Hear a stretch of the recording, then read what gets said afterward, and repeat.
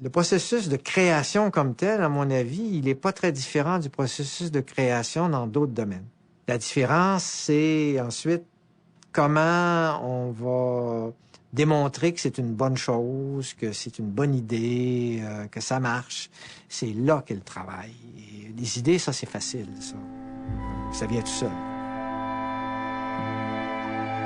Les Prix du Québec, en collaboration avec Hydro-Québec, sont fiers de vous présenter M. Jean-Marie Dufour, lauréat 2008 du prix Léon Gérin pour les sciences humaines. L'économétrie, ça consiste à regarder les données économiques et à tenter de les interpréter. Et alors, nous, ce qu'on fait, c'est prendre les séries de prix, de quantité, de consommation, de chômage, à se demander comment est-ce que ces variables-là sont reliées entre elles. À mes yeux, l'économétrie, c'est la discipline qui donne, en une large mesure, un caractère scientifique à l'économie. Si on regardait pas les données, on n'aurait pas une science. On aurait une discipline purement spéculative. Et donc, l'économétrie, c'est ce qui fait le lien, si on veut, entre les théories et le monde réel.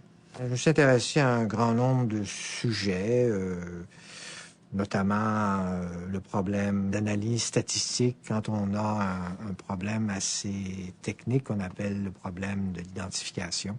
Il y a des situations en économie où les coefficients qui nous intéressent, en fait, sont difficilement identifiables.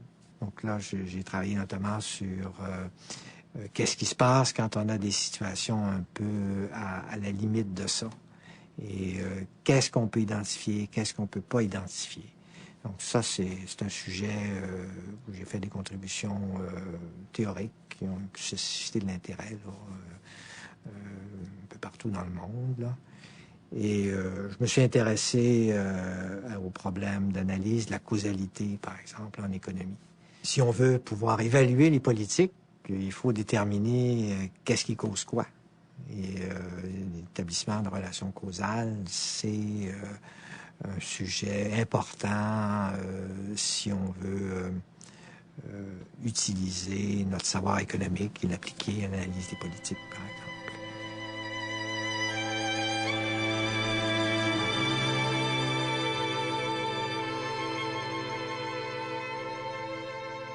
J'espère pouvoir continuer à faire ce que je fais le plus longtemps possible, en fait. L'idée de prendre une retraite là et de faire complètement autre chose, ça me vient pas à l'esprit. C'est un métier qui est très valorisant, c'est une quête intellectuelle, ça vous garde jeune intellectuellement, vous êtes en contact avec des gens intéressants, avec des étudiants qui sont très stimulants. Ce qui me manque le plus, c'est le temps, en fait. Ça, je contrôle pas ça, malheureusement. Mais s'il y avait un moyen d'accroître le nombre d'heures dans la journée, là, ça serait une grande invention.